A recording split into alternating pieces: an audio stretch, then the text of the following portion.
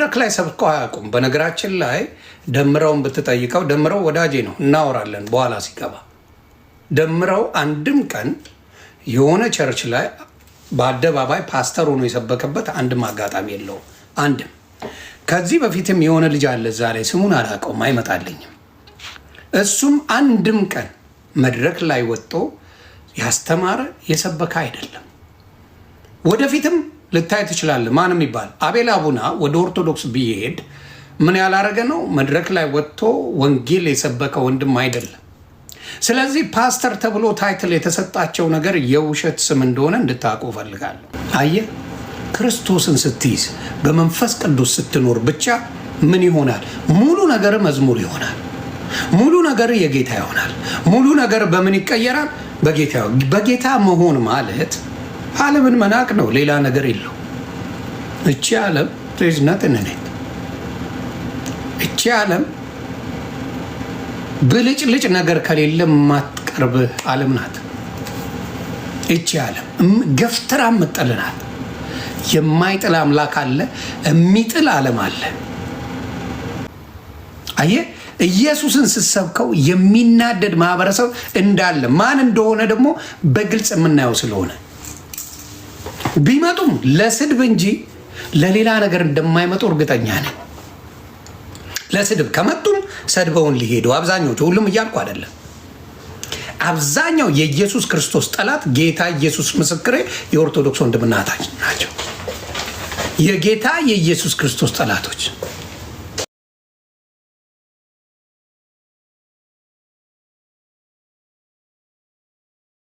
ኢትዮጵያ ጠንቋይ የሆነ ነገር ላሳካል ብሎ ጥቁር ፍየል አምጣ እያለ ይከሽ ያርድና የሆነ ነገር ያደርግልሃል። ጠንቋይ ማለት ነው ምናምን ምናምን እንደዛ አሁን አለ። በፊት የነበረው ምንድነው? ሰዎች ኃጢአት ሲሰሩ ለአንድ ዓመት እግዚአብሔር አምላክ የሆነ እንስሳ ያርዱና እሱን ያቀርባሉ። እግዚአብሔር አምላክ ያንን መስዋዕት ላይ ሲያቀርቡ ይቀበላል። በዛ ለአንድ ዓመት እርቅ ይኖር ነበር። ስለዚህ በህግጋታቸውን በማክበር በምናምን ሳይሆን የሰሩትን ኃጢአት ያንን ነገር በማቅረብ ብቻ ሰዎች ይድኑ ነበር። እና የሰንበትን አክብር ገለመሌ ምናምን ምናምን የሚባል ብዙ ህግጋቶች ነበሩ። እና የሰው ልጆች ህግን ማክበር ከበዳቸው። አሁን 10ሩን ትእዛዛት ካላከበርክ የሚል ሰው ይመጣል። ለምሳሌ ሰንበትን አክብር ለሚለው የቆሮንቶስ ላይ ይቅርታ የማርቆስ ወንጌል ምዕራፍ 2 መጨረሻው ላይ ስታነቡ ይናገራል። በብዛት ፈሪሳውያን ናቸው ህግ የሚያጠብቁት። ፈሪሳውያን ገገማ ናቸው። በሃይማኖታቸው ቀልድ አያውቁም። ፈሪሳውያን ማለት እንዲያርግ እያለ የሚያስጨንቅ ህይወት ያለው ማለት ነው። ፈሪሳውያን ምንም ያልዳነ ማለት ነው። ፈሪሳዊ አልዳኑ። በምንድን ነው የሚያምኑት? እነሱ በሚሉት ህግ ካልሄድክ አትድንም ብለው የሚያስቡ ናቸው። እና ከፈሪሳዊ ምን ይሆናሉ? አንዳንዶቹ ይወጡና እንደነ ጳውሎስ ያሉ ወንድሞች እግዚአብሔር ይጠራቸውና ወደ ትልቅ ያደርሳቸዋል። ስለዚህ የማርቆስ ወንጌል ምዕራፍ 2 ቁጥር 23 ላይ ምን ይል መሰላችሁ? በሰንበትም በእርሻ መካከል ሲያልፍ ደቀ መዛሙርቱ እየሄዱ እሸት ይቀጥፉ ጀመር። ምኖቹ? ደቀ መዛሙርት፣ የክርስቶስ ደቀ መዛሙርት ማለት ነው። እና ፈሪሳውያን እነሆ በሰንበት ያልተፈቀደውን ለምን ያደርጋሉ አሉት። ለምን ያደርጋሉ? በሰንበት አልተፈቀደም ብለዋል። በሰንበት እንዴት ነው? ምንም አይሰራም በሰንበት። አሁን ኢትዮጵያ ላይ ብትሄዱ በአንዳንድ ሃይማኖቶች ምንም አይሰራም። ምንም መስራት በሰንበት አይነካም ሁሉ ነገር። ለምን? የኦሪትን ዘመን የብሉይ ኪዳንን ዘመን አሁንም ይጠቀሙታል። ክርስቶስ ይሄን አፍርሶታል። እንዴት? በሕግ እንደማይጸደቅ ስለሚያውቅ። ስለዚህ ምን አሉ? እርሱም ዳዊት ባስፈለገውና በተራበ ጊዜ እርሱ አብረውት ከነበሩት ጋር ያደረገውን አብያተር ሊቀ ካህናት በነበረ ጊዜ ወደ እግዚአብሔር ቤት እንደገባ ይላል። ከዛ ከካህናት በቀር መብላት ያልተፈቀደውን የመስዋዕት እንጀራ እንደበላ ከእርሱም ጋር ለነበሩት እንደሰጣቸው ከቶ አላነበባችሁንም አላቸው። ደግሞ ሰንበት ስለ ሰው ተፈጥሯል እንጂ ስሙኝ፣ እዚህ ጋር ሰንበት ስለ ሰው ተፈጥሯል እንጂ ሰው ስለ ሰንበት አልተፈጠረም። እዚህ ጋር ነው ክርስቶስ የሚናገር። ሰንበት ለሰው ልጅ የተፈጠረ ቀን ነው። ቀኑ የተፈጠረው ለሰው ልጅ ነው። የሰው ልጅ ለቀን አልተፈጠረም። አሁን ጠምዝዘውታል፣ የጠመዘዙታል። 30ውን ቀን ለሌላ ሰጠው። የነሱ ቀን ነው፣ እነሱን አክብር፣ ለነሱ እንዲያርግ፣ እነሱ ይገዝቷል፣ እነሱ በዚህ ያወጣዋል፣ እነሱ በዚህ ያስገባዋል የሚሉ ነገሮች አሏቸው። ከዛ ምን ይላል? እንዲሁም የሰው ልጅ ለሰንበት እንኳን ጌታዋ ነው። ምን ይላል? እንዲሁ የሰው ልጅ ለሰንበት እንኳን ጌታዋ ነው። ስለዚህ የሰው ልጅ የሆነ በሙሉ ሰንበትን ምን ማድረግ ነው? ጌታ፣ የሰንበት ጌታ ነው። ሰንበት በሱ ላይ መንገስ አይችልም። ቀን አንተ ላይ አይነግስም። ቀንን ራስ ላይ አንግሰ ግራ የሚጋቡ ወንድምናቶቻችን በብዛት አይቻለሁ። ቀንን ያነግሱና ግራ ይጋባሉ። ያ ቀንን ፈርተውት ይኖራሉ። ቀንን በሙሉ የፈጠረ አምላክ እያለ የቀን የሰጠውን አምላክን ቀናትን የሰጠ ማን ነው? መልሱ እዛው ላይ አለ። ዓለምን ሁሉ የፈጠረው እግዚአብሔር አምላክ ነው ትላለ፣ ቀንን ለሌላ ትሰጣለ። ብዙ ጊዜ የሚመጣው ችግር እዚህ ጋር ነው። ሰዎች ብዙ ጊዜ ለሆነ ጊዜ በፊት እኮ አሪፍ ክርስቲያን ነበርኩኝ ይላል። በፊት እኮ ዘማሪ ነበርኩኝ፣ በፊት እኮ እንደዚህ ነበርኩኝ ይላል። ምን ያደርጋል? በፊት የበፊት ህይወት ለክርስቶስ ምን ያደርግለታል? በፊት እኮ እንደዚህ ነበርኩኝ ማለት ምንም ትርጉም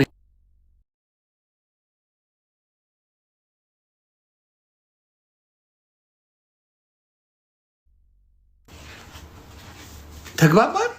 በፊት እኮ በጣም እኔ እንደዚህ ነበርኩ፣ በፊት እንደዚህ ነበርኩ፣ በፊት እንደዚህ ነበር።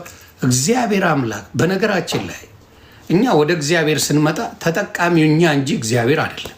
በፍጹም እግዚአብሔር አምላክ ቀኑን ሙሉ ሳይደክሙ ሌሊቱን ሙሉ ሳይደክሙ የሚያመሰግኑት መልአክ አለ። እልፍ አላፍ ሰው የተቸገረው ምንድን ነው? የሆነ ጊዜ ጨዋ ስትሆን ለእግዚአብሔር ያረክ ይመስለዋል። የሚሸውደው በብዛት ክርስትና ሰው የሚደክመው በምንድን ነው? ልክ ለእግዚአብሔር ፌቨር ያደረግን የሚመስለን ሰዎች ነው። ለእግዚአብሔር አምላክ ፌቨር ይነወት ዛሬ የምጾመው ከጌታ ጋር እንትልል ነው ለራስ ነው። ብዙዎቻችሁ የምትሸወዱ ለዛ ነው። የብዙዎቻችሁ ስህተት ምንድን ነው? ለእግዚአብሔር ፌቨር ያደረክለት የሚመስለው ሰው አለ። ምን የሰራህለት በስራ ብሎ የሚያምን እንደዛ ነው። በስራ ብሎ የሚያምን ሰው ለእግዚአብሔር ፌቨር ያደረክለትና ፌቨር ስላደረግ ምን ምትል የምትጸድቅ የምትድን የሚመስለው አስተሳሰብ ይዘው መጥተዋል። ልክ ፌቨር ስትጾም ለአንተ የጾምክ አይመስልም። የጾምከው እግዚአብሔር ለአንተ እንዲደሰትብህ ነው። በፍጹም ለእግዚአብሔር አይደለም።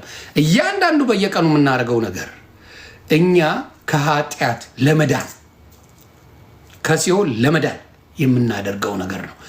ሰርተን ነው የሚሉ ሰዎች ሲያጠፉ ሲቀጥፉ ታያላችሁ በብዛት። ፌቨር ለእግዚአብሔር የሚያደርግ የሚመስለው ሰው አለ።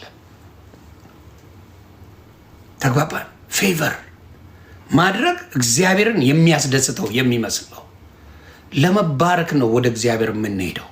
እሱ ከኛ ምንም አይነት ፌቨር አይፈልግም፣ ፈልጎም አያውቅም። ትክክል ነው፣ ሙሉ ነው፣ ሁሉ ያለው ሰው ፌቨር እንዴት ይፈልጋል? ሀብታም ከድሃ ምን ይፈልጋል? ነፍን። እግዚአብሔር ሁሉም ነገር ያለው ሀብታም ነው። ሁሉ ነገር በሁሉ ነገር ሁሉ የሱ ሁሉ በእጁ ሁሉ በደጁ ይባላል። ሁሉ ነገር ያለው እግዚአብሔርን አንተ ለራስህ ልትደሰት እንጂ ለራስህ በመዳን ተደሰት እንጂ እሱን የምታስደስት መስሎ የምታደርገው ከሆነ ተሳስተሃል። ለመዳን ስለዚህ በስራ ጸድቃሉ የሚሉ ሰዎች ቀንና ጊዜያቶች አሏቸው። በቀንና በጊዜያቶች በዚህ ጊዜ እጾማለሁ፣ እጸልያለሁ፣ ሰግዳለሁ፣ በዚህ ጊዜ ፈታ እላለሁ የሚል አስተሳሰብ አላቸው። በስራ አምናለሁ የሚሉት እንዲሁ ጸድቄያለሁ፣ በአንተ ቸርነት ተደስቼ ነው የማደርገው የሚሉ ሰዎች ደግሞ ገስዋት ተጠብቀው ይኖራሉ። ኢንጆይ ያደርጉታል ህይወቱን። ለጌታ መዘመር፣ በጌታ መኖር፣ ቀን ሌሊት ምናምን ምንም የማይወዛግባቸው የሆነ ቀን ላይ ቀን አበጅተ በዚህ ሰዓት ነው መጾም ያለብኝ ከዚህ በኋላ ደግሞ እንደፈለግኩ ሆናለሁ የሚል አስተሳሰብ እንዳይኖር ያደርጋል። ምን ለራስ ከሆነ ይሄ ይደረግልኛል ብለህ የምታረግ ከሆነ ግን ምንም አይነት ነገር የለም። ለምን? በጸጋው ነው ሁላችን ጋር የመጣው ጌታ በጸጋ ነው ያዳነን። ያንን ብዙ የማይከተሉት ሰንበትን እንግዲህ ሰንበትን ምንድን ነው ያለው መጽሐፍ ቅዱስ? የሰንበት ጌታው ሰው ነው። እና ብዙ ጊዜ እናደዳሉ። ለምን? የሆነ ካልሰራው አልጸድቅም የሚሉ ሰዎች አሉ። የሆነ ስራ መስራት አለብኝ። ስራቸውን ስታየው ሌብነት። እንዴት? ወደ ቪዲዮ ሄዳለሁ። ስራቸው ሌብነት፣ ማጭበርበር፣ ማስመሰል። በሙሉ የዘረፉት ገንዘብ ፊት ለፊት ስለታየ ከነጉዳቸው ላውጣው በስራ እንጸድቃለን የሚሉ ናቸው። እስቲ እንምጣ።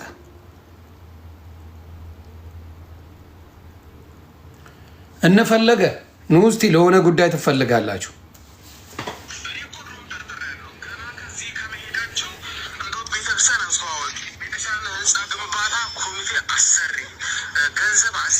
ከዚህ እንትናን ስለማቀው ደምረውን አውረዋለሁ። ከተገናኘን ሰሞኑን ደምረውን በዚህ ጉዳይ አውረዋለሁ። ግን እዚህ ጋር የሚሉትን ወንድሞች እንስማ። ምን እያደረጉ ነው? ይሄ ነገር እየተስፋፋ ነው ይሄዳል። ይቀንሳል ብለን ተስፋ ስናደርግ ነገር ግን የሚቀንስ ሆኖ አላገኘነውም። እየተስፋፋ እየሰፋ ስለመጣ ስሙት። ከዛ በኋላ በቃ መቶ ሺህ ብር እንክፈላችሁ አንዳንድ ቀን ላይ ሲሉ ግን ያልሰራም አልኳቸው። የገቢ ማሰባሰብ የወሎ ነው ተሻል። አዎ ሳየው ፌክ ነው፣ ውሸት ነው። ብሩ ሞልቷል። ያኔ ገና በቪዲዮ ነው ብሩ ይሞላላቸው። እዚህ ቤተክርስቲያን ብር ሊሰባሰብ ሆኖ ሳለ ያ ብር ግን ኦልሬዲ አስቀድሞ ሞልቷል። ነገር ግን ብሩን ሞልቶ ቢሆን ግን ብር ማሰባሰብ ፈልገዋል። አሁን ለመዝረፍ ሲፈልጉ ከዛ በኋላ በቃ መቶ ሺህ ብር እንክፈላችሁ አንዳንድ ቀን ላይ ሲሉ ግን ያልሰራም አልኳቸው። በቃ መቶ ሺህ ብር ከሆነ እኔ ይሰራለሁ ብሎ ልደት ተቀበለ። ልደት ዛሬ ይገባል ላይ ለዛ ብሎ እኔ አልገባም።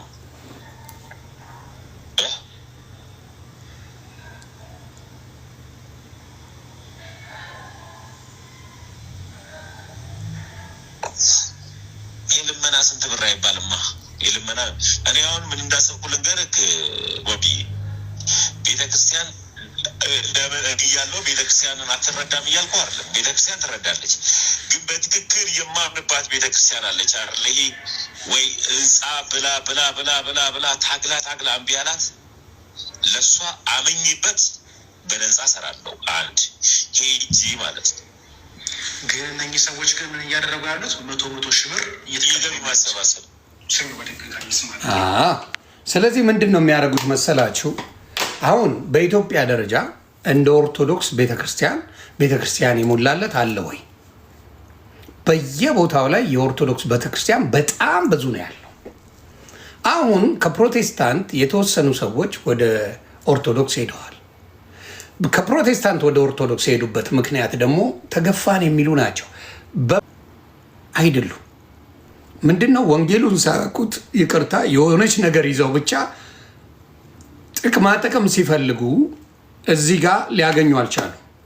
ጥቅም ሳያገኙ ሲቀሩ ምን አደረጉ? ጥለው ይወጣሉ። ስለዚህ የጥቅም ጉዳይ ከሆነ ክርስትናን ልታገኘው አትችልም። አሁን እኔ ምን እያረኩ ነው? በክርስትና ህይወቴ አንድም ቀን የቤተ ክርስቲያን አምጡ፣ ቤተ ክርስቲያን ማሰሪያ፣ ይህን ፓስተር ማሰሪያ፣ ይህን ቸርች ማሰሪያ፣ ምን ማሰሪያ እያልኩ እኔ ሳጭበረብር አይታችሁኝ ታውቃላችሁ? ላውጋው አባቴ እስቲ ንገሩኝ። አንድ ቀን ከመጣው ጀምሮ ለዚህ ነገር ገንዘብ አዋጡ፣ እዚህ ጋር ለዚህ ፓስተር ገንዘብ አዋጡ፣ ለዚህ እንደዚህ አድርጉ ስል ሰምታችሁ ታውቃላችሁ? ለአንድ ቀን ሌብነት አለ እዛ ቤት። አንድም ወንጌል አይሰብኩበትም፣ ሄዱበት ስለ ወንጌል አያወሩም። ግን ቤተክርስቲያን ማሰሪያ ነው። ምን የመዝረፊያ ሲስተሙን አውቀውታል። ኖት ማች ብራዘር እንዴት ነህ? የመዝረፊያ ሲስተሙን አውቀውታል። ምን ማድረግ ቤተክርስቲያን ማሰሪያ ተብሎ ነው የሚዘረፈው። ወንጌል የለውም። እንዴት እንደሆነ የገዛ ወንድሞቻቸው ምን እንደሚሏቸው እንዴ ቤተክርስቲያን ይሰራ ወንጌል የሚሰብከ የለም።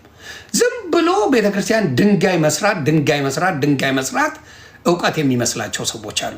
ሰዎችን ግን ወደ ክርስትና እየመለሱ አይደለም።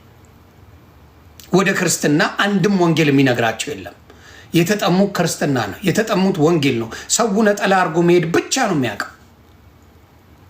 ስለዚህ ምንድን ነው አንዱ ትምርር ብሎት የተናገረው ከወላይታ ብቻ 2 ደብዳቤ ወጥቷል። አሁን ፈለገ አትናቴዎስ የሚባለው ላይ የዝሙት ሊቀመንበር የፖርኖግራፊ ሊቀመንበር ሆኖ ቲክቶክ ላይ ሲሸልሙት ነበር። እናንተ ቤተክርስቲያናችንን ሲያሰድብብን ጀምረው አሁን በቅርቡ መጣ ገና በወሩ ገንዘብ ማሰባሰብ ጀመረ። ማን ኃይላ የእኛ ቤተክርስቲያን እኮ የማንም መጫወቻ ሆናለች። በጣም ልብ ይሰብራል። በጣም ልቤን የሰበረው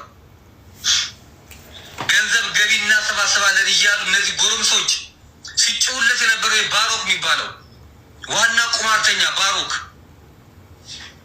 ሁሉም ቲክቶክ ላይ የምናያቸው በአጠቃላይ ቤተክርስቲያንን እየመዘብሯት ነው ያሉት። እየበሏቸው በአጥንቷ ላይ ያስቀሯት። ይሄ ወንድሞቼ ልብ ይሰብራል። እኔ ግን ታፕ ኮፒሊንግ እድሜ ልኬ ስጮህ ነበር። ዛሬ ምንም አይቆጨኝም። ማታ ይንጫጫሉ። ማታውን ትናንትና ማታ ምናምን ወጥቶ ሰው እንዳለ ይላል። እኔ የዛሬ 2 ዓመት ነግሬያቸዋለሁ። እነዚህ ቁማርተኞች ከፕሮቴስታንት ወደ እኛ ቤተክርስቲያን የሚመጡ ሰዎች ይማሩ፣ መጀመሪያ ገዳም ለገዳም አይዙሩ ብለን ስንጮህ ነበር። ማን ይሰማናል? ቆይ ማን ነው የሚያስተምረው? በነገራችን ላይ እንነጋገር። አንድ ነገር ወንጌል እንትናን ትበልጡታላችሁ። እንነጋገር። እውነት ወንጌል እነዚህ ከፕሮቴስታንት ወደ ኦርቶዶክስ የመጡትን እናንተ ወንጌል የማስተማር ብቃት አላችሁ? መጀመሪያ ጴንጤ ብቃት አለው። ወደ ጴንጤ ስትመጣ ወንጌልን ፈትፍቶ ያበላል። ወንጌልን ያስተምራል። መጽሐፍ ቅዱስ ገልጾ ከ እስከ ፍ ያስተምራል። ዘመድኩንን ወንጌል አስተምር ብትለው ወንጌል የሚያውቀው ነገር አለ?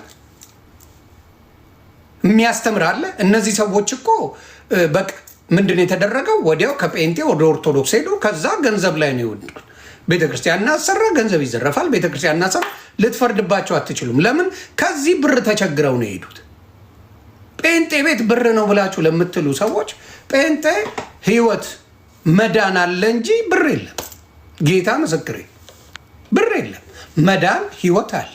የምትድንበትን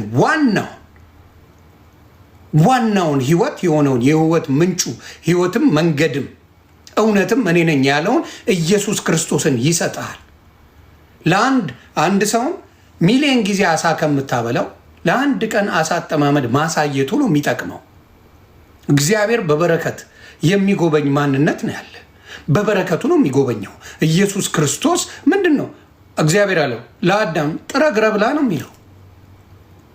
እነዚህ ምንድን ነው አሁን ወደ ከፕሮቴስታንት ወደ ኦርቶዶክስ የሄዱት ብትል ኡጋንዳ የተቀመጠው ቢኒያም ፓስተር ቢኒያም ብትለው ፓስተር የነበረው እነ ወንድማችን ደምረው ከኔ ጋር በጣም ወዳጅ ነን። ደምረው ብትለው የሆነ ልጅ አለ ማላውቀው እሱ ብትለው እነ እንትና ብትላቸው የትኛው ነው ወንጌል የምታስተምሯቸው? እናንተ ያላችሁ ወንጌል የምታስተምሩት ምን አይነት ወንጌል አለ? የትኛው ህዝብ ወንጌል ተምሮ ነው የምናያቸው? በወንጌል የሚሞግቱን የትኛው ልጆች ኖሯችሁ ነው? ስለ ወንጌል አይደለም። እናንተ ጋር ድንጋይ ማምረቻ ድንጋይ ቆፍረ ጸበል ፈለቀ ወይም ደግሞ ቤተክርስቲያን ሰራው ከማለት ውጪ ምን አለ? ነጠላቸውን ለብሰው ቶርክ ሲያደርጉ የሚውሉ ሴቶች እዚህ ላይ ሲሽለጠለጡ ቶርክ ሲያደርጉ ምን ሲሉ የሚውሉ ሴቶች ነጠላ ለብሰው ለቤተክርስቲያን ማሰራ ይላሉ፣ ገዳም ማሰራ ይላሉ፣ ምን ማሰራ ይላሉ። ወንጌሉ የታለ? ወንጌሉ የታለ? ወንጌሉ የቱ ጋር ነው ያለ? ቶርክ ሲያደርጉ ውለው ነጠላ ይለብሱና ለእንትና ለማርያም ቤተክርስቲያን ማሰሪያ ገንዘብ ፈልጋለሁ። እላለሁ። ይሄ ነው ችግሩ። ገባ? ስለዚህ ክርስትናው የለም፣ ወንጌል የለም። ወደ ኦርቶዶክስ ብትሄድ ወንጌል የለም፣ ወንጌል አትሰበክም። ዜዝ ኖበዲ ወደ ኦርቶዶክስ ሄዶ ወንጌል የተሰበከ አንድ ሰው አታመጣ። ቢሰብኩ ደስ ይላል፣ ቢሰብኩ አይወጣም ነበር። ክርስቶስን ፈላጊ አይወጣም ነበር። ክርስቶስ ቢጠራ ኖሮ ሰው ከዛ አይወጣም ነበር፣ አይወጣም ነበር። እዛ ቤት ያለው ሃይማኖትን ተንተርክዞ መሳደብ፣ ቅጥቅጥ አድርጎ ይሰድባል። ሲያስፈራሩ የነበሩት ጴንጤ ዛሬ ወንጌልን እየሰበከ ህዝቡን ወደ ክርስቶስ እያመጣ ነው። እየዳነ ነው ህዝቡ። በምን? በክርስቶስ። አይገባም የተባለበት ጎንደር ወንጌል ገብቷል፣ ጎጃም ወንጌል ገብቷል፣ ነገ ትግራይ ይገባል። ለምን? ውሸት ነዋ። ያልተማርከው ወንጌል ከየት ታመጣዋለህ? እድሜ ልካችሁን ያልሰበካችሁትን እንደምረውን ልትሰብከው አትችልም። ወንጌል ብትሰብከው ያፈነጥጣል። ደምረው ወንጌልን አትሰብኩትም። የምን? የኦርቶዶክስ ልጆች አልሰበካችሁም። ወደ ኦርቶዶክስ ሲመጣ የሚሰበክ ወንጌል የለም፣ የለም አልኩ። ደምረው ቀጥታ ሄደው የቤተ ክርስቲያን ዋና አዛዥ ሆኖ ቁጭ አለለ። የሆነ ሰውዬም አለ፣ ስሙን ረሳሁት። በስነ ስርዓት የቤተ ክርስቲያን ዋና ሆነው የመጡ እነሱ ናቸው። ዋሻው ከጴንጤ ሄዱት በሙሉ የኦርቶዶክስ ዋና አዛዥ ጠበቃ ሆነዋል። ዋና አዛዥ ጠበቃ፣ የሚፈልጉትን ነገር የሚያደርጉት እዛ ነው። ምን? ገንዘብ መሰብሰብ፣ በቤተ ክርስቲያን ስም መዝረፍ፣ በቤተ ክርስቲያን ስም መዝረፍ። ቤተ ክርስቲያን እዚህ ጋር አለ፣ ቤተ ክርስቲያን እዚህ ጋር አለ፣ ቤተ ክርስቲያን እዚህ ጋር አለ እየተባለ መዝረፍ፣ ቤተ ክርስቲያን ማሰራት። ወንጌል አይቀድም? ወንጌል ይቀድማል ወይስ ወንጌል ይቀድማል ወይስ ብር ይቀድማል? አያችሁ፣ ፍየል ከመድረሷ ቅጠል መበጠሷ ይላል ያራዳ ልጅ። እኔ ለምንድን ነው የጴንጤ ቸርች ማሰሪያ ብዬ አሜሪካን ሀገር ቸርች ልመሰረት ነው ብዬ ገንዘብ ማላሰባስበው? ከባድ ሆኖ ነው እንጂ ብዙም ይወደኛል። አሬውን ያርግልን ነው መባለው ነው። እውቀት ይቀድማል፣ ወንጌል ይቀድማል። ከምንም ነገር ወንጌል ይቀድማል። ዳይሬክት ሊያስገባችኋቸው አንድ ሰሞን አስጨዋችሁ፣ አስለፈለፋችሁ፣ ከመናፍቅ መጡ ተባለ። ከዛው ገንዘባችሁን ሲዘርፉ ነው የሚውሉት። ገንዘቡን ሲዘርፉ ነው የሚውሉት። ስለዚህ ያንን ነው የምለው። ቤተ መቅደስ ማን ነው በመጽሐፍ ቅዱስ? ድንጋዩ ነው ወይስ እኛ ነን የእግዚአብሔር ቤተ መቅደሶች? እስቲ ንገሩኝ፣ ማን ነው የቤተ መቅደስ?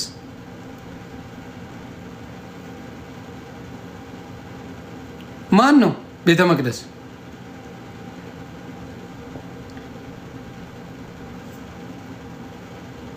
ቤተ መቅደስ ማን ነው?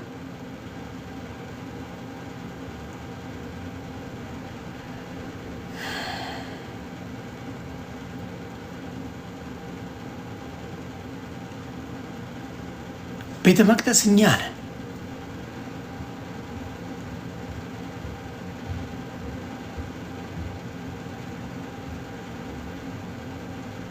እስቲ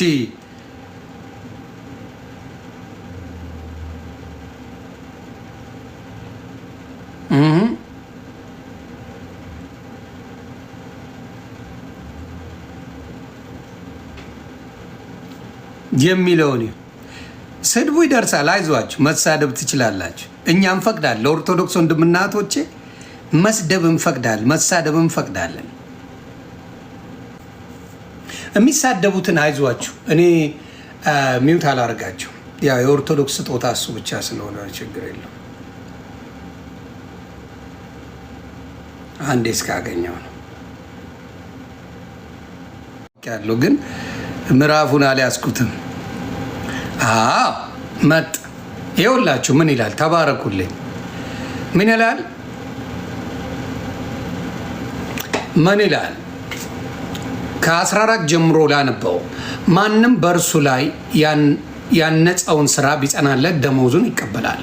የማንም ስራ የተቃጠለበት ቢሆን ይጎዳበታል። እርሱ ራሱ ግን ይድናል፣ ነገር ግን በእሳት እንደሚድን ይሆናል። የእግዚአብሔር ቤተ መቅደስ እንደሆናችሁ የእግዚአብሔር መንፈስ እንዲኖርባችሁ አታውቁምን? ማንም የእግዚአብሔርን ቤተ መቅደስ ቢያፈርስ እግዚአብሔር እርሱን ያፈርሰዋል። የእግዚአብሔር ቤተ መቅደስ ቅዱስ ነውና ያውም እናንተ ናችሁ። እግዚአብሔር የተባረከው። የእግዚአብሔር ቤተ መቅደስ ማንን? እኛ ነን። እነሱ የእግዚአብሔር ቤተ መቅደስ ብለው ሁልጊዜ የምታዩዋቸው በየቦታው ምን እያደረጋችሁ ነው? በየቦታው ምን እያደረጉ ነው? ህንፃ ማሰሪያ፣ ቤተክርስቲያን ማሰሪያ፣ ህንፃ ማሰሪያ፣ ቤተክርስቲያን ማሰሪያ ይላል። ሰው ግማሽ በግማሽ ወደ ሌላ እምነቱ እየሄደ ነው። ሰው ግማሽ በግማሽ መታነጽ ያለበት የሰው ልጅ ነው። ኢትዮጵያ ላይ እንደ ኦርቶዶክስ ተዋህደው የሃይማኖት ቤተክርስቲያን ያላት የለችም። እንደ ኦርቶዶክስ የለም ኢትዮጵያ ላይ። በቤተክርስቲያን ደረጃ እንደ ኦርቶዶክስ ያለው የለም። ግን ሰውስ እውነት ቤተክርስቲያን ድንጋይ ቤቱ ስለበዛ ሰው አምላኪ ሆኗል? ጨዋ ሆኗል? የተባረከ ሆኗል? የተቀደሰ ይሆናል? ሀገር ወዷድ ሆኗል? ወይስ ኢትስ ዲፍረንት ስቶሪ? አያችሁ፣ ድንጋይ ብቻ ማድረግ ጥቅም እንደሌለው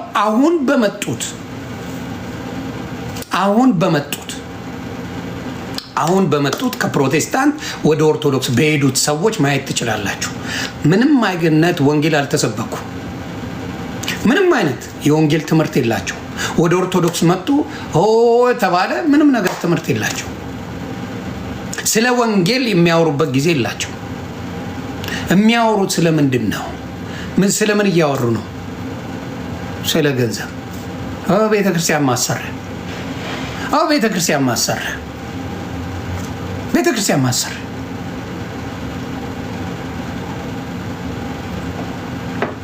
ስለዚህ ይሄ ነው። ጥሩ። እንዲህ ክርስቶስ በቤተ መቅደስ አስተምሮ የለ ወይ? አዎ አስተምሯል። ቤተ መቅደስ አያስፈልግም እያልኩ አይደለም። መጀመሪያ እኛንም ቤተ መቅደስ።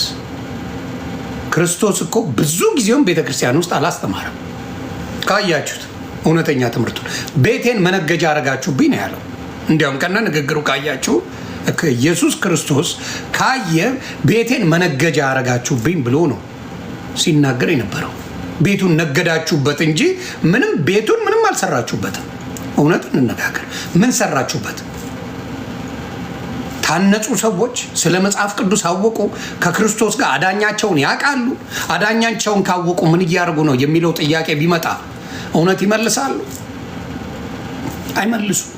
መነገጃን ያደርጋችሁበት። አብዛኛውን ጊዜ ክርስቶስ የሰበከው ሌላ ቦታ ነው፣ ቤተ መቅደስ ውስጥ አይደለም። ስለዚህ አሁንም የምነግራችሁ ምንድን ነው፣ በብዛት የኦርቶዶክስ ወንድምና እህቶች እዚህ ጋር እንደሚታየው አሁን የገቡት ከፕሮቴስታንት እናንተ ጋር ዋና አራጊ ፈጣሪ ሆነው ቁጭ ብለዋል።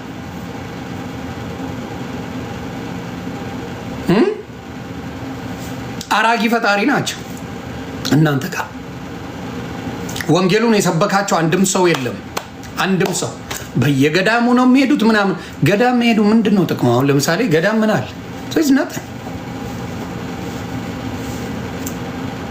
አክብደውታል። ለምን? የሰው ልጅ ክርስቶስን የሚያገኝበት መንገድ ሸለቆ ካልገባ፣ ጉድጓድ ካልገባ፣ የሆነ ውስጥ ካልተሰቃየ ክርስቶስን አያገኝም ብለው ያምናሉ።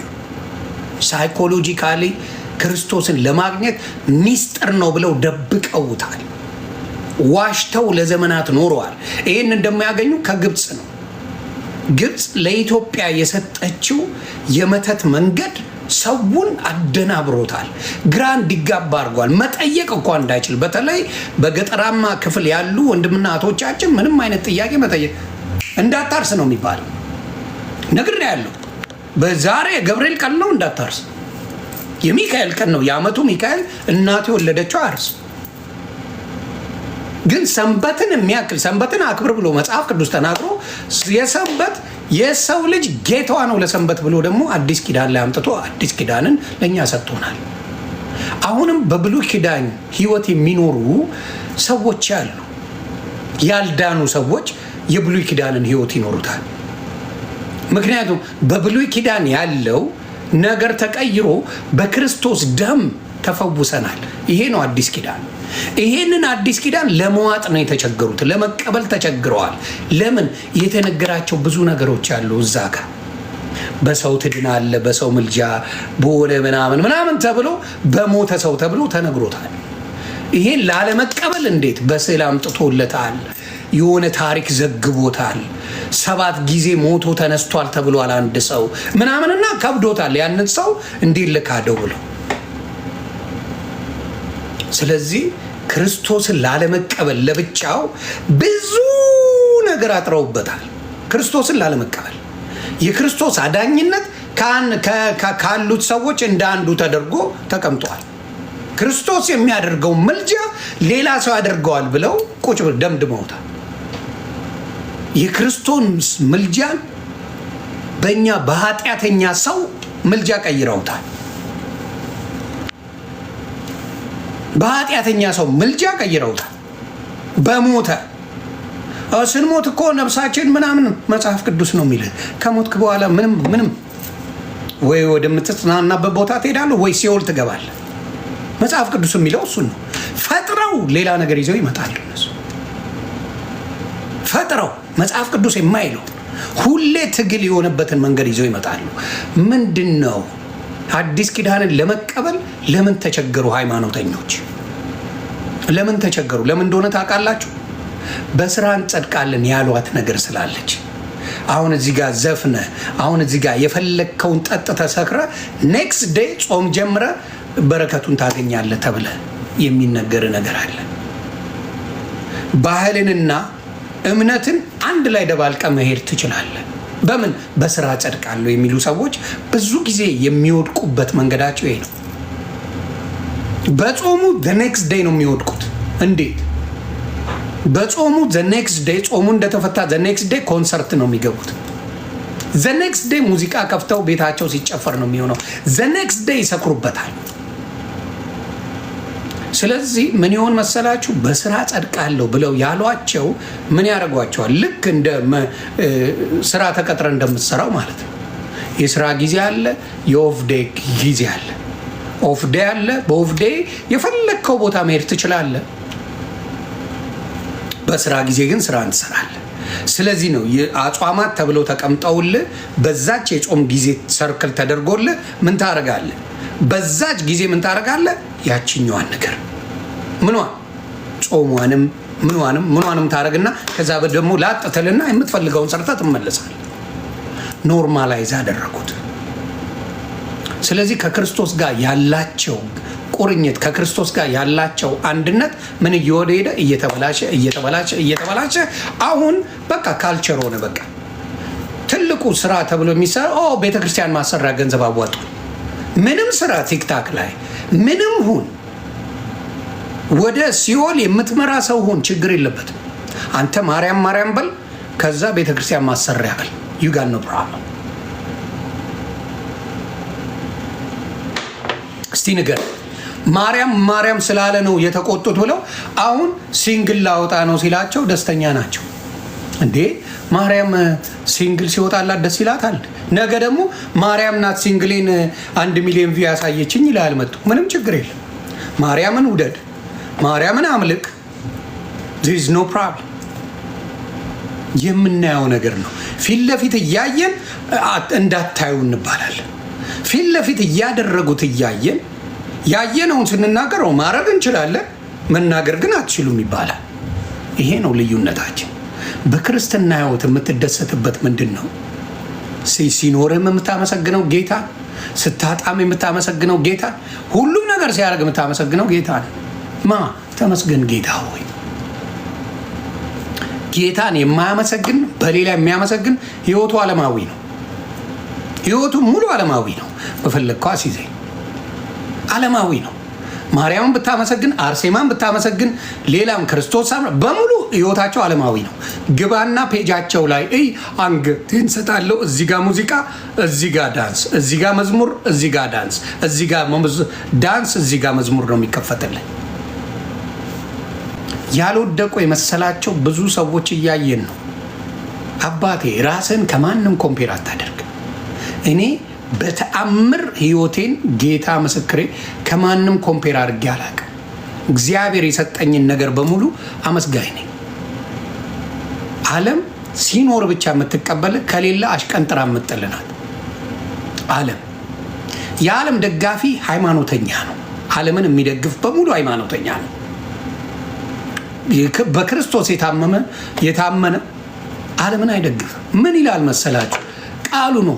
ሮሜ 10:13 የሚለውን ላንብላችሁ። በጣም ሁላችሁም ውስጥ ያለና ስም ለመጥራት የሚጠየፉት እችን ቃል ነው። በጣም የሚናደዱት ስም፣ የሚበሽቁት ስም፣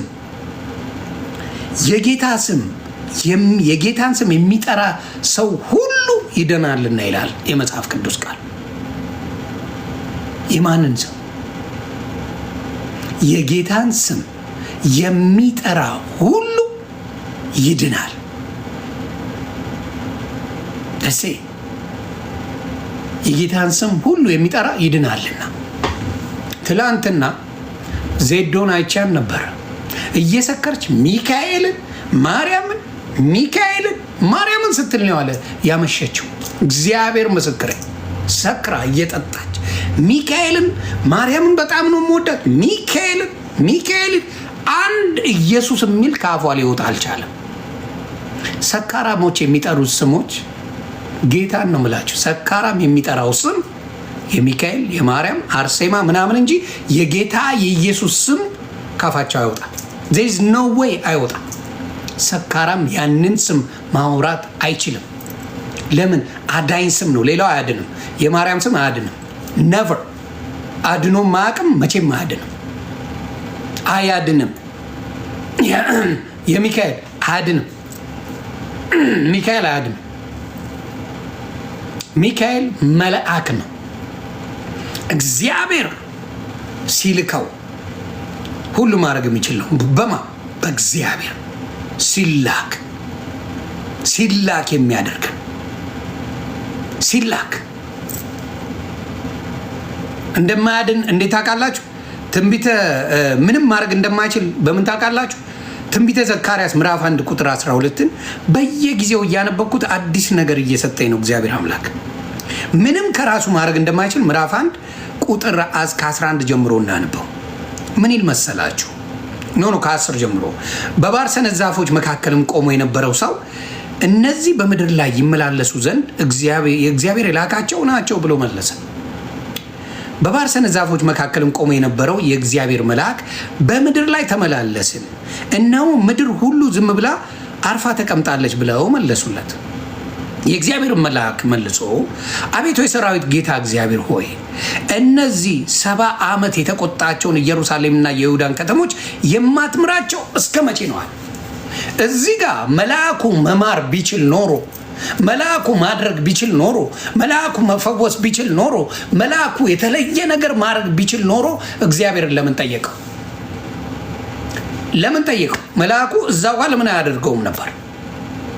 አያችሁ፣ ብዙ ጊዜ የሚያታሏቸው፣ ብዙ ጊዜ ገብርኤል መልአክ እንዲያርጎ፣ ሚካኤል እንደዚህ አርጎ፣ ኡራኤል እንደዚህ አርጎ፣ ሩፋኤል እንደዚህ አርጎ ብለው የሚዋሹት መጽሐፍ ቅዱስን ስለማያነቡላችሁ ነው። አያነቡላችሁ።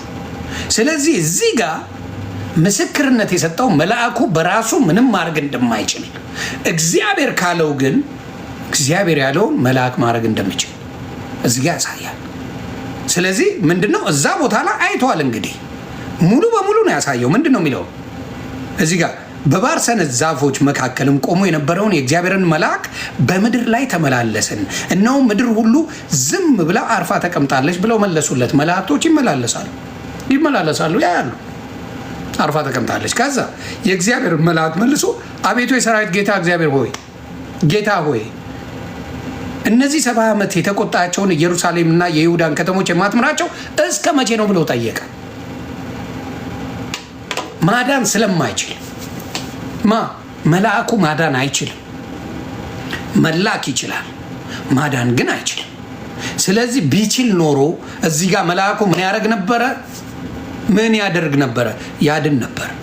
ከዛ እንዲህ ብለ ነገር አለኝ ይላል መጽሐፍ። እግዚአብሔር መልሶ ከኔ ጋር ይነጋገር ለነበረው መልአክ በመልካምና በሚያጽናና ቃል ተናገረው። ማድረግ ስለማይችል መልአኩ ይሄን ማድረግ ስለማይችል እግዚአብሔር ይሄንን አድርግ ብሎት ከዛ በኋላ ያ ሰው ተናገረ። አሁንም ምላችሁ መልአክ ያድናል። ዛሬ እኮ የዓመቱ ነው። በምን አወቅ? የት ቦታ ነው የዓመቱ መልአክ እንደዚህ አድርጉ ተብሎ በብዛት ሲናገር እዚህ መጽሐፍ ቅዱስ ላይ የምታዩት ፋሲጋን ነው ብዙ ጊዜ የሚናገረው መጽሐፍ ቅዱስ። የምጠይቃችሁ ጥያቄ የት ቦታ ተጽፎላችሁ ነው የዓመቱ ገብርኤል፣ የዓመቱ ሚካኤል፣ የዓመቱ ምናምን እያላችሁ የምታከብሩት? ወይ የወሩ ማን ጻፈው? አያችሁ፣ እግዚአብሔርን ስትይዙ፣ እግዚአብሔርን ስታመልኩ ምን ይሆናል? ነገሮች ሁሉ ይቀየራል።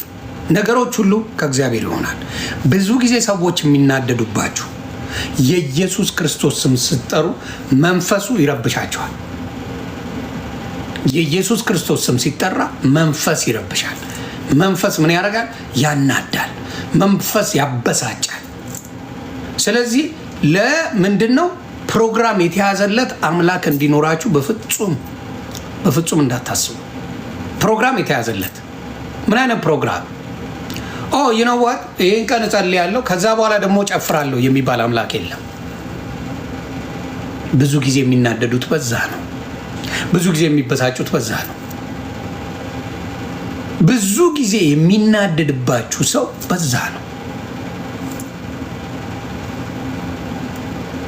ገባችሁ? በብዛት አይጠይቁም።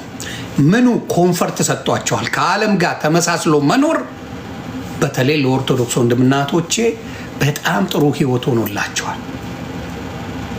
ዓለም ጋር ተመቻምቸው መኖር፣ የሃይማኖት ነገር ማለት ተመቻምቸው መኖር ማለት ነው። ከምን ጋር? ከዓለም ጋር። ስለዚህ የኢየሱስ ክርስቶስ ነገር ሲነገር በብዛት መጥተው የሚሳደቡት በብዛት የሚሸሹት የኦርቶዶክስ ወንድምናት ናቸው። አይሰበክም። መስበክ ያለበት ስለ ማርያም፣ ስለ ገብርኤል፣ ስለ ምናምን ያልተባለው ወንጌል ስለማን ነው? እስቲ ንገረኝ። ወንጌል ስለማን ነው?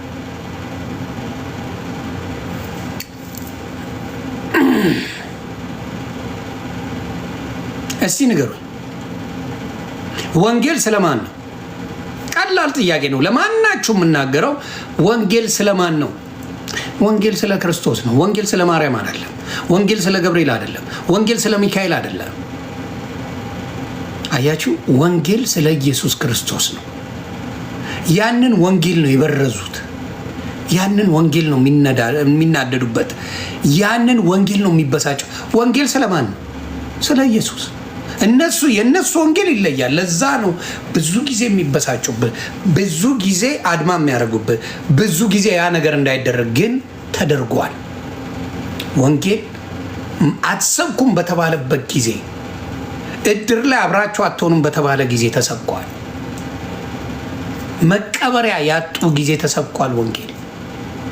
መኖሪያ ያጡበት ጊዜ ተሰብኳል ወንጌል። አሁን ክብሩ ይስፋ የጌታ። አሁን ወንጌል በየመንገዱ ይሰበካል። በየአደባባዩ ወንጌል ይሰበካል። ወንጌል ያድናል። ወንጌል ምን ያደርጋል? ይባርካል። ወንጌል ህይወት ነው። ወንጌል is a life style። የትም ቦታ ሄደ ወንጌልን ትሰብከዋለህ። እህታችን ያደረገችውን ነገር ወንጌል እኔና የሌላውን ወንጌል አብረን ነው። እህታችን ምን አደረገች? ማን ነው ስሟ? ማስተዋል ምን አደረገች? ጌታን ተቀበሉ ስላለች ስድብ፣ ማርያም ማርያም ብለው ጭፈራ ቤት፣ ኢየሱስን ተከተሉ ብለው እሷ ወደ ቸርች፣ እሱንም ደጋግማ ጻፈ። እነሱ ማርያም ማርያም፣ ከዛ ክለብ ሰግጥ ፈምስ። አየህ፣ ይሄ ነገር አለ። ሁልጊዜ ኢየሱስ ክርስቶስ የሌለበት ህይወት የውሸት ህይወት እንደሆነ ማየት ትችላለህ። ትዝታ ወላይቷ ሄዶ ነበረ ሊልሻይ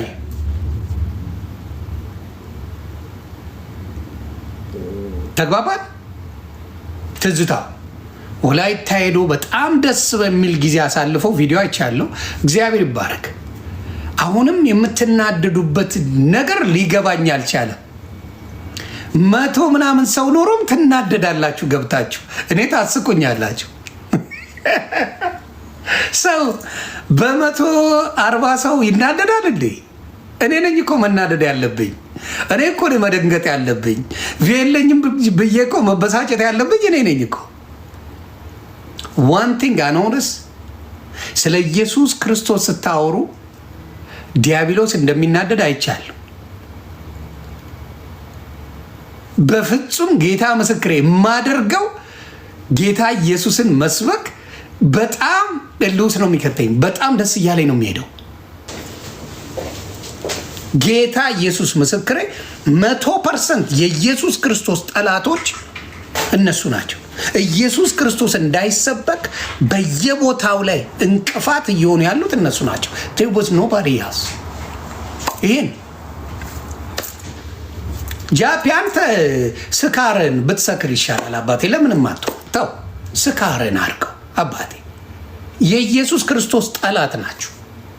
ኢየሱስ ክርስቶስ ሲባል ነው ደም የሚፈላው፣ የምትንጨረጨሩት፣ የምትሳደቡት፣ ብዙ ነገር የምታረ ኢየሱስ አለን ትሳደባለህ። መጣሁ አንተ ተሰክረና እኔ እኮ ዱርዬ ኦርቶዶክስ ነኝ። ዱርዬ ኦርቶዶክስ ምን ያደርግላታል?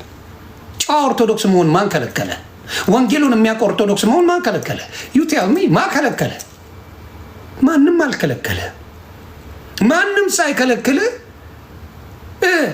ልክ ስለ ኢየሱስ ሲባል መታችሁ ትሳደቡና እውነቱ ሲነገራችሁ ደግሞ ከኦርቶዶክስ ራስ ውረድ ትላለህ።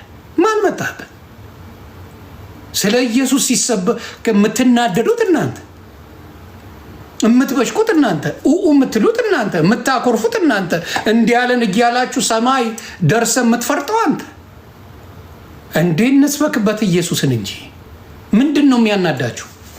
መታችሁ ኢየሱስ ሲባል እንጂ የምትሳደቡት ሳትረገረግ ትሳደባለህ እንዴ? አትችሉኝም እኮ። ኦርቶዶክስን በአናቷ ስተክላት ትናገረኛለህ እንዴ? አትናገረኝም እኮ። ኢየሱስን ስንሰብክ መተን የፈራን የሚመስላችሁ ሰዎች ለምንድን ነው ኢየሱስን ስንሰብክ የፈራናችሁ የሚመስላችሁ ለምንድን ነው? እኔ የማይገባኝ ነገር እሱ ነው። የፈራናችሁ እናንተን ምናምን የፈራን የሚመስላችሁ እንዴ? በጣም የቆሸሸ ማንነትን እኮ የምናይበት ነው። ኢየሱስ ሲሰበክ ሁሌ መጣችሁ በ100 ሰው መስበክ አይቻልም እንዴ? መብታችን መስሎኝ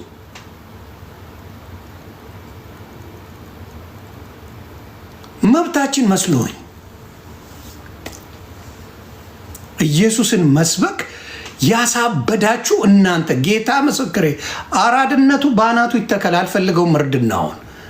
ኢየሱስ ነው የኔ ጠበቃ፣ የኔ ዋስ የምናገረው። ስለ ኢየሱስ ስል ደመ ሲፈላ ብትውል አንድ ሰው ቢቀር ኢየሱስን ነው የምንለው። ኢየሱስን ነው የምንለው። አትናደዱ፣ አይዟችሁ። የኢየሱስ ጠላት ኦርቶዶክስ ክርስቲያን እንደሆኑ ክርስትናን እንኳን ኦርቶዶክስ ተዋህደው የኢየሱስ ጠላት ኢየሱስ ሲባል ወይ ጥሩትና እኛ ዝም እንበልሽ። ጥሩት እናንተ፣ እሺ እኛ ዝም እንድንል እናንተ ጥሩት።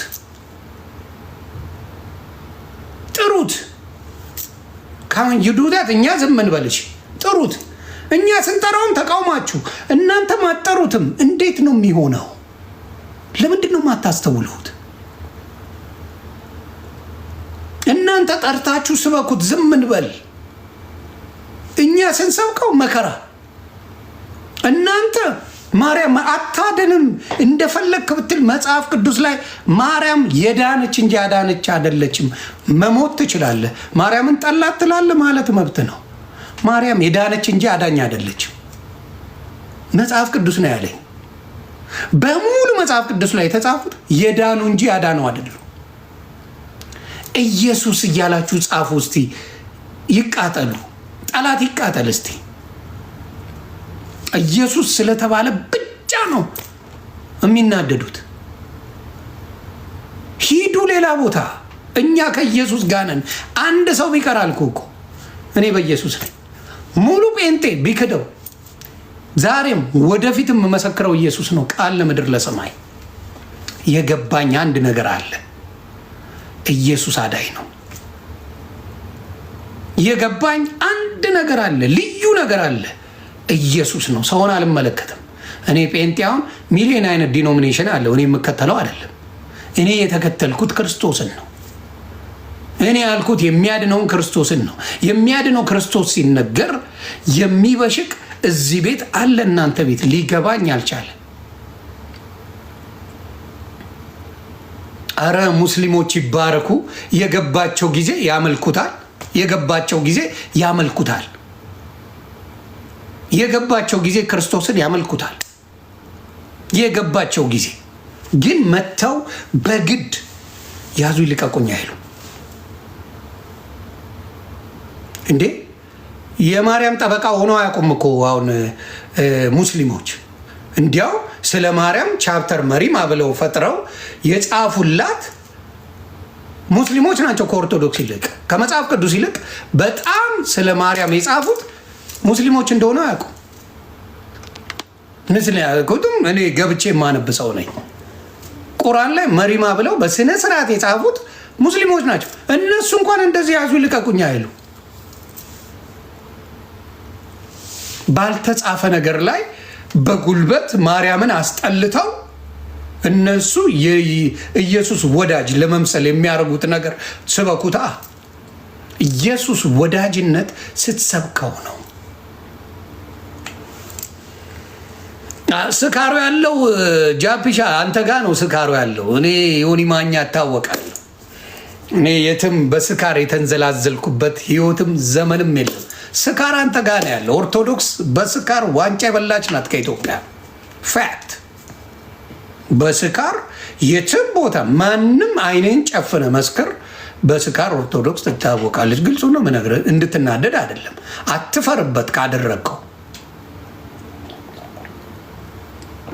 አትፈርበት፣ አትናደድበት። ተግባባ? ያ እንደ ግል አልሰድብም። ማጆሪቲው ነዋ። ቅዱስ ጊዮርጊስ ቢራ ብላ ከጠጣች ምን ልታደርገው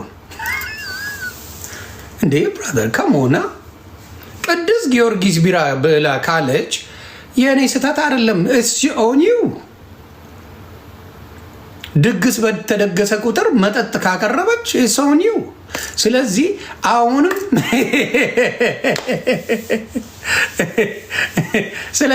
የምለው ምንድን ነው እንዴ? የኔ 100 ሰው ቁጭ ብለን መጫወቴ እንዴት ሊደብራቸው ይችላል? ሂዱ እንጂ በቅርብ የፈመሱላችሁ ሰዎች አሉ እኮ እዛ ጋ ሄዳችሁ ማውራት ትችላላችሁ። በ100 ሰው ወደ ከክርስቶስ ጋር ሆኜ 100 ሰው ካለ እኮ በጣም ብዙ ሰው። እኔ ያውም እድለኛ ስለሆንኩ ነው፣ ጌታ ምስክሬ። በጣም እድለኛ ስለሆንኩ ነው፣ ያውም ስለምታወቅ ጭምር።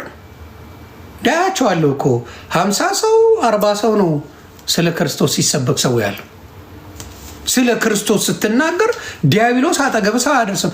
ኢቨን እሱ አይደለም ፕሮቴስታንት ወንድምናት ራሱ ይቀልድን ነው የሚወድልህ ከቁም ነገር ይልቅ አይቼዋለሁ። ኢቨን ፕሮቴስታንቱ ቀልድህን ይወደዋል። ከምን ከሰበካ በፕሮቴስታንትም ያየነው ነው አይደለም? በሌሎቹ ቀልድህን ፉገራህን የሚፈልጉ ሰዎች አሉ ነው። እቺ ዓለም ኮንትራት ናት አባቴ። ነገ ከንትቡ ልንል እንችላለን። ማንም ነገን አያውቅም። ግን ከአምላኩ የተጠጋ መቼም ቢሆን አይስትም። ከፈጣሪው የቀረበ ሰው በምንም ተአምር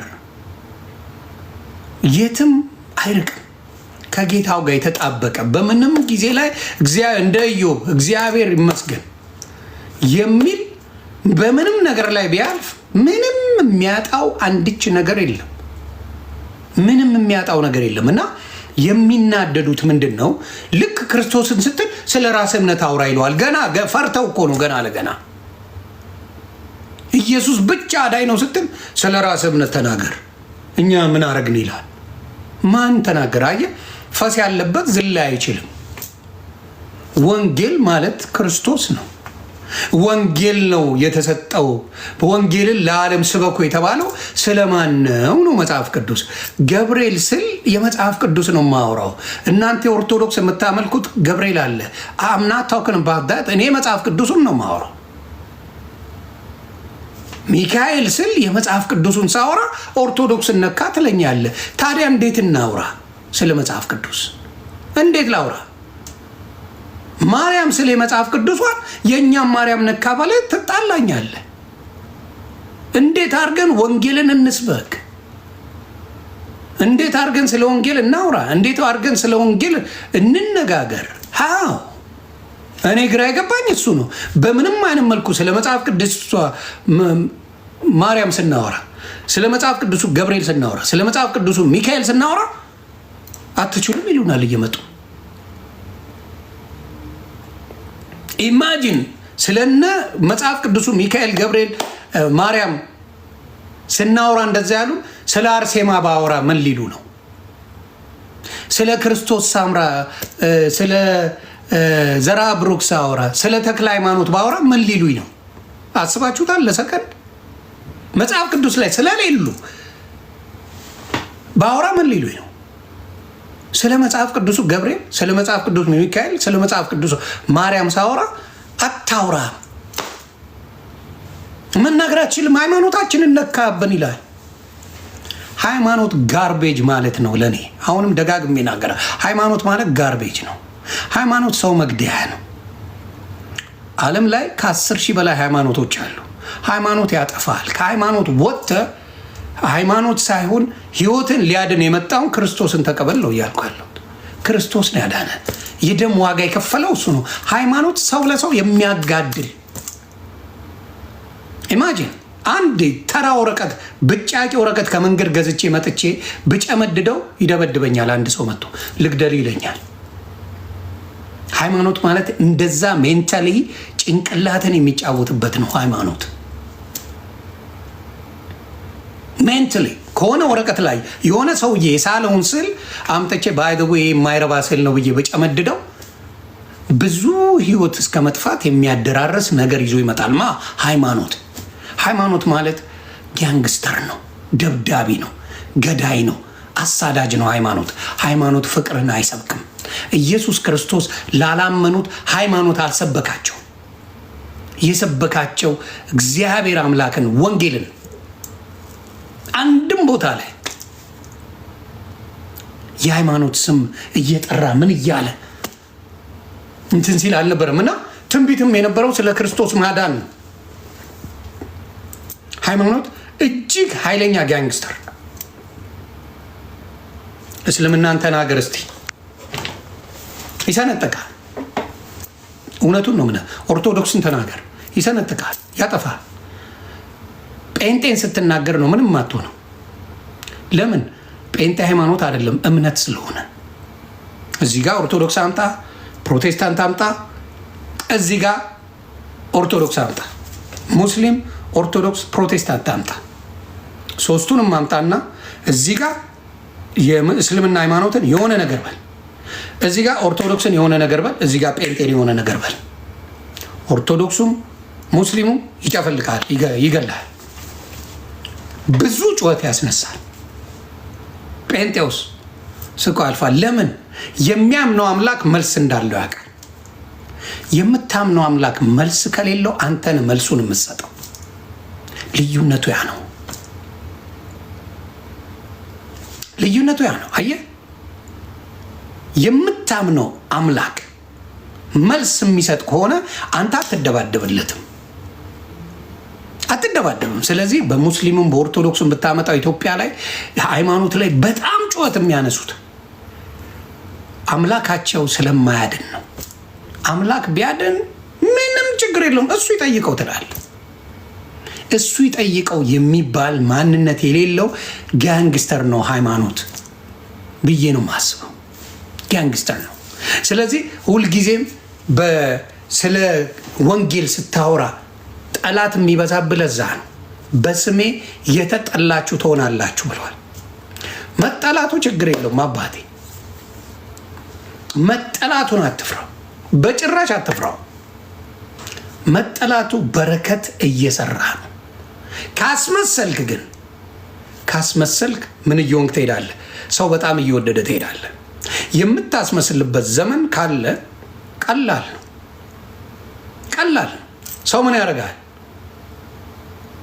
ምን እያደረገ ይሄዳል?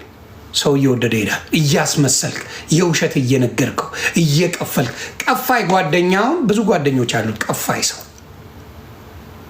አስመሳይ ብዙ ወዳጆች አሉት።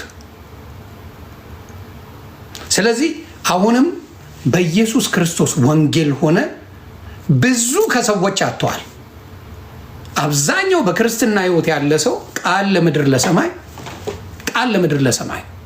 በክርስትና ህይወት ያለ ሰው ከሰው ብዙ ነገር አጥተዋል። በውስጡ ያለው ደስታስ ምንድን ነው? እስቲ ንገሩኝ።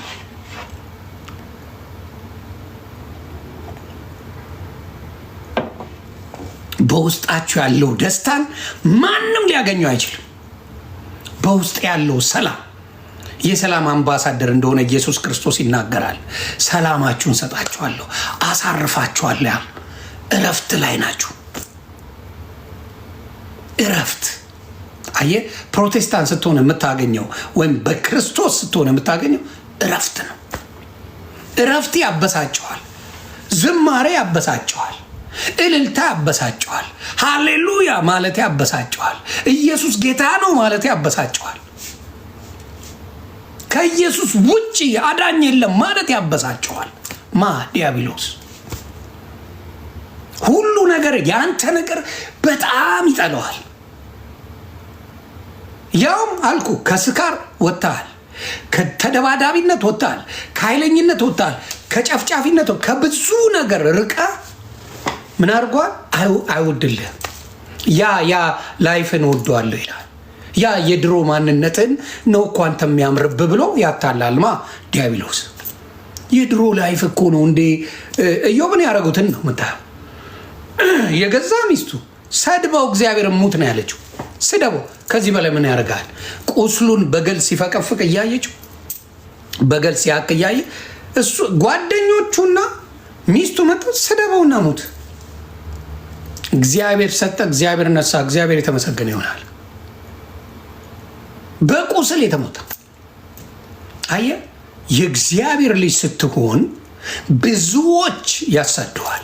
የእግዚአብሔር ልጅ ስትሆን ብዙዎቹ ያንተን ውድቀት ይፈልጋሉ። በዱርዬ ዘመን ውድቀትን የፈለገ የለም። በምታጨስ፣ በምትጠጣ፣ በምትቅም፣ ቁማርተኛ በምትዳራበት ጊዜ ውድቀትን የፈለገ አንድ ሰው የለም። there is nobody። ውድቀትን አንድም ሰው አይፈልገውም። ውድቀት የሚፈልገው በጌታ በኢየሱስ ክርስቶስ ስትሆን ብቻ ነው። በጌታ በኢየሱስ ክርስቶስ ስትሆን ውድቀት ይፈልጋል። እንደዚህ ይጠባበቃል። በፊት ስሳደብ የሆነ ማኛ ልማዱ ነው ይሳደብ ይላል።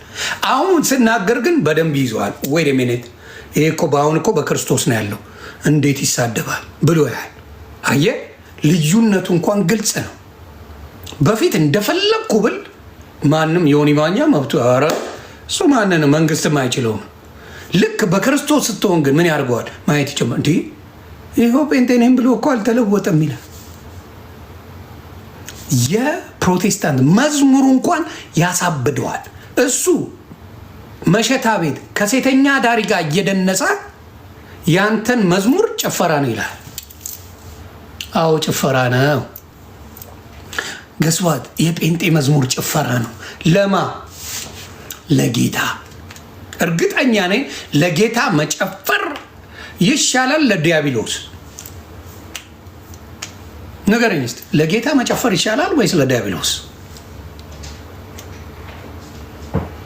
ይሄ ነው ስፒሪቹዋል። ትክክል።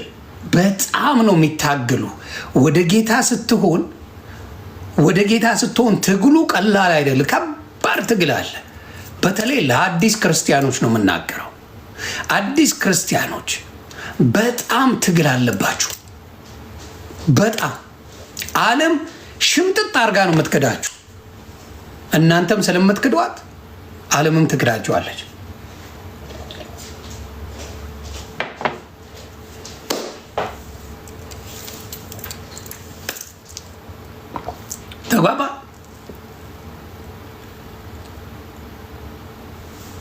ሁልጊዜም በተለይ እናንተም ዓለምን ክዳችሁ ስለሆነ ወደ ክርስቶስ የምትጠቃለሉት። አሁን ለምሳሌ ቻቺ ታደሰ እንደ በፊቱ ፌመስ ናት? ንገረኝ። ቻቺ ታደሰ እንደ በፊቱ ፌመስ ናት? በዓለም አይደለችማ። ጥበብ ወርቅዬ እንደ በፊቱ ፌመስ ነው? ጥበብ ወርቅዬ ፌመስ ነው እንደ በፊቱ? ዘግበኝ። ሙሉ ቀን መለሰ በፊት የነበረው ነፍሱ በጌታ ነው። እንደ በፊቱ ፌመስ ነበረ? በጌታ ከሆነ በኋላ ዓለምን ከተወ በኋላ በፍጹም ወደ ጌታ ስትሆኑ ያንን ህይወት ጥላችሁ ነው የምትመጡት። መወሰን ያስፈልጋል። በጣም መወሰን ያስፈልጋል። አሁን ለምሳሌ በኦርቶዶክስ ወደ አሁን ለምሳሌ በዛ ወርቅ አስፋው እንደ በፊቱ ፌመስ አይደለችም፣ ግን ወንጌልን አታውቀውም። እርግጠኛ ሆኜ እናገራለሁ። አቦነሽም በጣም ነው የምወዳት። እርግጠኛ ሆኜ እሷ ቆይታለች መዝሙር ከጀመረች። ከኔ ጋር ስለ መጽሐፍ ቅዱስ እናውራ። ወንጌሉን አታውቀውም። እርግጠኛ ሆኜ እናገራለሁ። ከቻቺ ታደሰ ጋር ወይም ከጥበቡ ወርቅዬ ጋር ወይም ደግሞ ከተፈራ ነጋሽ ጋር ወይም ኤኒ ወደ ፕሮቴስታንት ከዘሪቱ ማን ነው የአባቷ ስም ይቅርታ፣ ከዘሪቱ ጋር በወንጌል አስቀምጧቸው። የኦርቶዶክስ ወደ ዘማሪ የሆኑትን ዘሪቱ ከበደ በጴንጤ ወደ ዘማሪ የሆኑት እና በኦርቶዶክስ ወደ ዘማሪነት የሄዱትን ሁለቱን አስቀምጣችሁ መጽሐፍ ቅዱስ አወያዩ። እርግጠኛ ነኝ የፕሮቴስታንቶቹ ወንጌልን ያውቃሉ።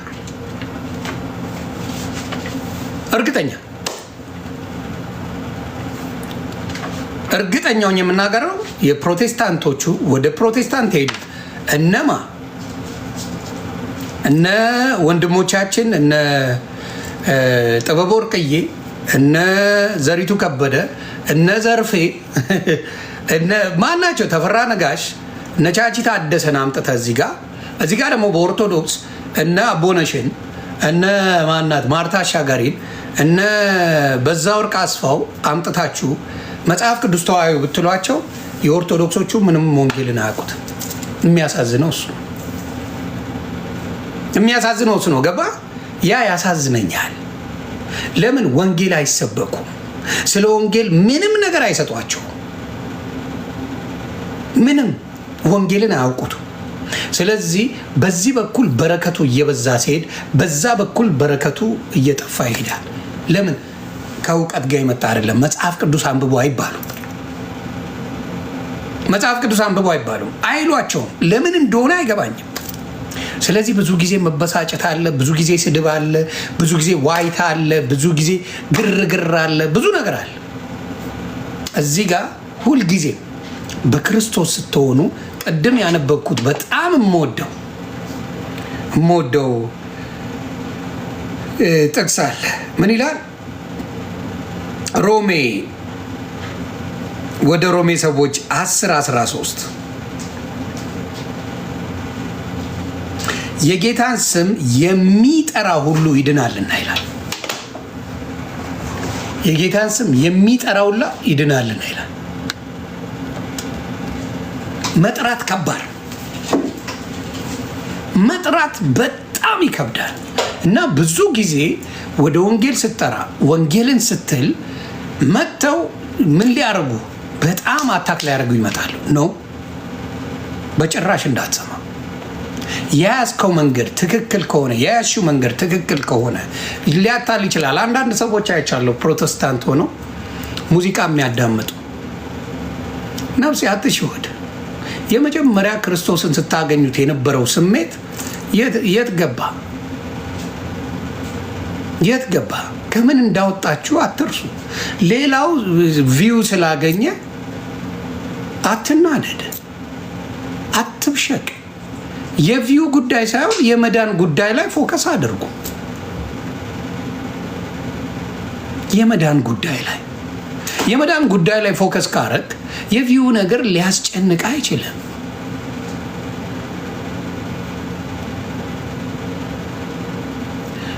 ጥሩ አንድ ነገር ያልከዋል። አንድ ወንድሜ ዮኒ የሚያድነው እምነት እንጂ እውቀት አይመስለኝም።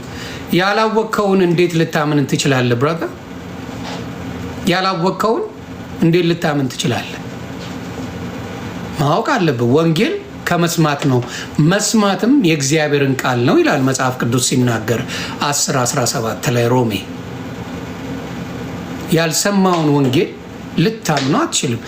ሰምተ ምን ስትድረው ስታቀው ከዛ በኋላ ስታምነው የዛ ጊዜ ትድንበታለህ።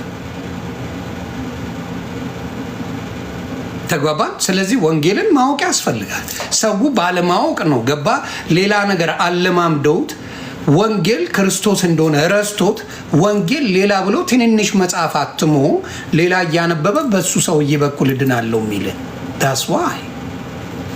ስለዚህ ወንጌል እውቀት ይጠይቃል፣ ማወቅ ማስተዋል ይጠይቃል። የጥበብ መጀመሪያ እግዚአብሔርን መፍራት ነው ይላል። ጥበብ ራሱ ጥበብ ማለት እውቀት ነው። እውቀት እግዚአብሔርን መፍራት ነው። እውቀት የሚመጣው በምንድን ነው? በብዛት አለ። በእውቀት ብዙ የጠፉ ነው። በመጽሐፍ ቅዱስ እውቀት የሚያውቅ እንኳን አይጠፉም። በብዛት ጌታን አይጠፉም። መጽሐፍ ቅዱስን በጣም መሳሪያቸው ያደረጉ ሰዎች አይጠፉም። ያ ህዝቤ እውቀት በማጣቱ የተነሳ ጠፍቷል ነው የሚለው መጽሐፍ ቅዱስ ራሱ ሲናገር። መጽሐፍ ቅዱስ ላይ ህዝቤ እውቀት በማጣቱ የተነሳ ጠፍቷል ይላል። ስለዚህ እውቀትን ማወቅ የትኛው መጽሐፍ ቅዱስን ወንጌልን ማወቅ ትልቅ ያደርጋል። ወንጌል አለማወቅ ነው ብዙ ጊዜ ሰዎችን እንደ ጉድ ሲነዳቸው የምታየው። ወንጌልን ማወቅ የነሱን ህይወት የሚያበላሽ የሚመስላቸው ሰዎች አሉ። የሚያበላሽ አሉ። ወንጌልን ማወቅ ማስመሰልና ማወቅ። አስመሳዮች ብዙ ነገር እንትኖች አሏቸው። በነገራችን ላይ ወንጌልን የሚያስመስሉ ሰዎች ብዙ ቀፋይ ሊኖራቸው ይችላል። ለምሳሌ በወንጌል አስመሳይ ማን እንደሆነ ታውቃለህ? እኔን ከጠየቀኝ ዶክተር ወዳጄ ነህ። በወንጌል አስመሳይ ሰው አይኖረው። በጣም ያስመስላል። ጎበዝ ነው በማስመሰል በሁሉም ለመወደድ መሞከር ከወንጌል ያርቃል። አስመሳይ ወንጌል በማስመሰል ሳይሆን ሰው እንዲድን መጣር ነው። ሰው ወንጌልን እንዲያውቅ ማድረግ ነው እንጂ ለምሳሌ ለአክሱም ጽዮን እንትን አስገባለሁ ማን ኦርቶዶክስን ለማስደሰት ነገ ደግሞ ሙስሊምን ለማስደሰት ካባ ሄጄ የሆነ ነገር አስገብቻለሁ ሊል ይችላል። ለማስደሰት ከጣርክ አሁን አቤል ጀበናን ብትሰማው ሙሉ ነገሩ ፕሮቴስታንትን መስደብ፣ ኦርቶዶክስን መደገፍ። ተግባባት። ያ ፕሮግራም አለ በብዛት። ሌላው አብዛኛው ፕሮቴስታንት እርስ በርሱ ፎሎ አይደራረግም። ምን ሆኗል? ስቷል። ሶሻል ሚዲያ በጣም ካለበት ጥንካሬ እያጎደለው ፕሮቴስታንቱን እየሄደ ነው። ከማ ፌመሶቹ የሌላ እምነት ተከታዮች ሆኑ። ፌመስ የሆኑት በብዛት የኦርቶዶክስ ወይ የእስልምና ተከታዮች ናቸው ፌመሶቹ። ስለዚህ ይደነግጣል። እኔ ስለምን ፌመስ አልሆንም የሚል አስተሳሰብ ዓለም ጋር ራሱን ይደባልቃል።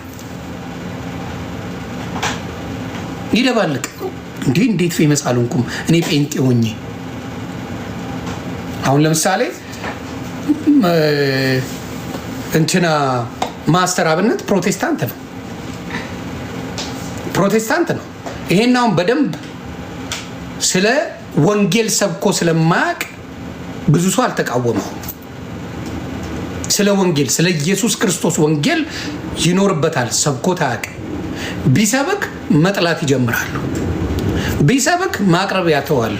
ቢሰብክ ምን ያርቁታል? ስለዚህ ጴንጤ ስትሆን አፍን ከዘጋ መፈመስ ትችላለህ። ስለ ሌላ ነገር ካወራ ጴንጤ ሆነ መፈመስ ትችላለህ። ስለ ክርስቶስ የሰበክ ጊዜ ግን ታርጌት ትሆናለህ። ታርጌት በጣም ስለ ክርስቶስ የሰበክ ጊዜ በጣም ታርጌት ትሆናለህ። ምን የሆነ መንፈስ አለ፣ ኃይለኛ መንፈስ፣ ክርስቶስን በጭራሽ እንድትቀበል የማይፈልግ መንፈስ አለ። በቃ ስሙ እንዳታነሳው። ስለዚህ ብዙ ጊዜ ያለው ችግር ፕሮቴስታንቶች የምትሸወዱት ሌሎቹ ክራይቴሪያውን ካልያችሁ የፈመሱበት መንገድ በእውቀት እየተሞላ አይደለም። እውቀት የለው። አሁን ሰግጥ ፈምስ ብለህ መፈመስ ደንወት ጆን ዳንኤል በጌም ነው የፈመሰው። እውቀት ነገር የተጨመረ የለም በምንም። ሌሎችን ማምጣት እነ ጃኒ በጌም ነው የፈመሱት። ሌሎችም እነ ጆሲ ወር አበባ ብትለው በጌም ነው የፈመሱት። ዚዝነት ነው ምንም አይዲዮሎጂካሊ አውርተው ስለሆነ ነገር የሆነች አይዲያ አምጥተው የፈመሱበት መንገድ የለም። ስለዚህ ፕሮቴስታንት መፈመስ ያንተ ክርስቶስ በአንተ ላይ እንዲፈምስ እንጂ አንተ አይደለም መሆን ያለበት ብዬ ማስበው። በሙስሊሙም እንደዛው ገባ። ፌመሶቹ በእምነታቸው ላይ ፎከስ ያደረጉ ሰዎች አይደሉም። ፍምስና ያለው ፍምስናው ምኑ ስታወጣው ነው። እኔ አሁን የፈመስኩት የነበረው በክርስትና ህይወት አይደለም፣ በፖለቲካው ነው፣ በማህበራዊ ጉዳይ ነው፣ በሌላ ነገር ነው እንጂ በምን ላይ በእምነት ላይ ፎከስ አድርጎ በማድረግ አይደለም። ከባድ አይደለም መፈመስ በጭራሽ። ስለዚህ አብዛኛዎቹ በክርስቶስ ያላችሁ ግራ የምትጋቡ ወንድምናቶቼ ከባድ ሆኖ አይደለም። በእናንተ ውስጥ ያለው መንፈስ አንድ ሰው ካዳነ ምን ያደርጋል? ህይወታችሁ ይቀየራል። በብዛት ካያችሁ ስለ ክርስቶስ ስትሰብኩ ስለ ክርስቶስ የሚናደደው ማን ነው? ስለ ክርስቶስ ስሙን ጥሩት የሚበሳጭባችሁ ማን ነው? ከሙስሊም የበለጠ ኦርቶዶክስ ይበሳጭተዋል። ሊገባኝ ያልቻለ በጌታ በኢየሱስ ክርስቶስ ስም ነው የምለው። የኢየሱስን ስም ስትጠራ ከምንም በላይ አንተን ሲሰድብ የሚውለው የኦርቶዶክስ ወንድምና እህቶች ሆኖታል። እንግዲህ እንዳልኩ መጽሐፍ ቅዱስ ላይ ማርያም አለች፣ ስለ ማርያም ማውራት አትችልም። ገብርኤል አለ፣ ስለ ገብርኤል ማውራት አትችልም። ሚካኤል አለ፣ ስለ ሚካኤል ማውራት አትችልም። ሌሎቹን ተው፣ ሌሎቹን እንኳን አትንካባቸው፣ ምክንያቱም አምላኮቻቸው ስለሆኑ መንካት አትችልም። የምትሰግድለት ፒክቸር አድርገህ የምትነጠፍለት ያማልደኛል ያድነኛል ካልከው አምላክ እንጂ አማላጅ የለም። ደጅነት ምክንያቱም መጽሐፍ ቅዱሳዊ ነው። ተግባባ። ያ ነገር ምን ያደርጋል? ባዶ ያናዳቸዋል። ምንም አድርግ አይደለም።